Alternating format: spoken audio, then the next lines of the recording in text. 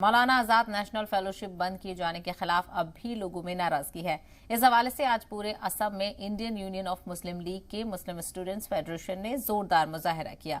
गुवाहाटी महानगर में भी मुस्लिम स्टूडेंट फेडरेशन के असम स्टेट सदर की क़यादत में मुजाहरा किया गया। जी सलाम से बातचीत करते हुए तंजीम के लीडर और सदर तौसीफ हुसैन रजा ने हुकूमत को तनकीद का निशाना बनाया।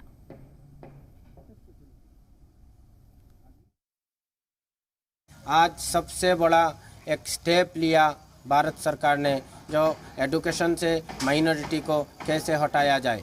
जिस चीज़ के लिए आज माइनॉरिटी एजुकेशन थोड़ा ऊपर में है, उसी चीज़ को आज गवर्नमेंट बंद कर रहा है। और ये बात, ये जो स्कॉलरशिप है मौलाना आज़ाद स्कॉलरशिप, ये सचार कमेटी के रिपोर्ट के अनुसार भारत में लागू किया गया था। आपके जरिए से बिल्कुल साफ तरीके से गवर्नमेंट को ये चेतावनी देते हैं कि अगर गवर्नमेंट इसका ऊपर सही स्टेप्स ना ले और उसको वापस ना करे तो हम लोग